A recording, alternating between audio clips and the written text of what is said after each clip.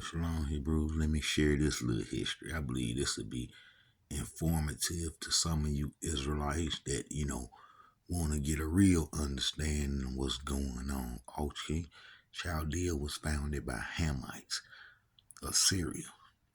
Also, Ashkenazi would destroy Assyria in 612 BC. All right, we would come home. The tribes that was taken, the fighters, Reuben, Gad, and Manasseh, that was taken by the Assyrian Empire to help them against Ashkenazi and the other Babylonian tribes and so forth, they would come home during this time of what's called the satire history. And I'm going to show that it would have been impossible for Israelites to get kidnapped and get lost during the so-called our Assyrian troubles. All right. Chaldea was founded by the Assyrians, who were Hamites. They would lose it to Ashkenazi called the Skintians, who destroyed Assyria in 612 BCE. Prophet Nahum would call for Assyria destruction in 697 BCE. Assyria founded Chaldea. Okay, Usher was Nimrod's son. You know what I'm saying? I'm using verses. Micah 5:6. And they shall waste the land of Assyria with the sword, and the land of Nimrod and the interests thereof. This shall he deliver us from the Assyrians when he cometh into our land, and when he treaded within our borders. See, when Ashkenazi came and was tearing the Assyrians' mouth out, we was with the Assyrians robbing and doing everything. I got a video called the Neo-Assyrian Empire. It was basically a little race war going on, but nevertheless, the Israelites that the Assyrians took would come home, and then this would defeat that 10 lost tribe myth also, if you got scriptural intelligence with history. All right, Genesis 10:8. Cush was the father of Nimrod, who began to be a mighty hunter. One on the earth.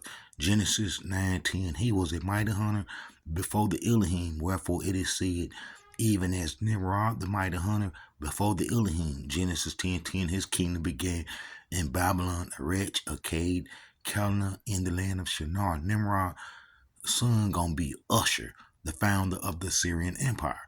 All right, Genesis 10:11. Out of the land went forth Usher and built Nineveh in the city Riboth and Calneh.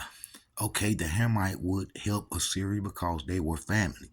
You know, them Hamite tribes, would help the Assyrians, the Egyptians, because they was family, and then that's what created the satire history. And we would come home from Assyria during this time.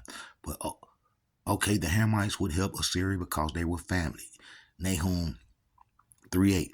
Are you better than Thebes, stationed by the Nile, with water around her, whose rampart was the sea, whose wall was the water? Nahum 3:9. Ethiopia and Egypt were her strength, and it was boundless. Put, Libya were your helpers. Isaiah 23:13.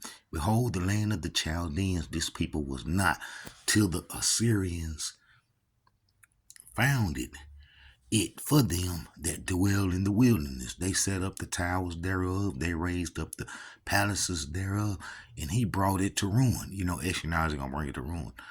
Tigris, Pompeius, the Scythians possessed the land of Chaldea, Mesopotamia, for 1,500 years before any other nation, and they were the oldest peoples of the earth, varying even the Egyptians in ancestry. So, all this is here. All right.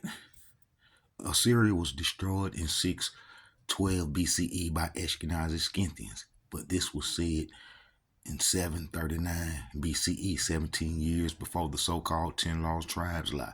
Also, Ephraim had a pact with Egypt and Assyria. It would have been impossible to kidnap them because they knows their way around. Okay, in 697 BCE, Assyria come into Africa for help. It would be called the satire history of Egypt, when Assyria placed the rulers they wanted on the throne.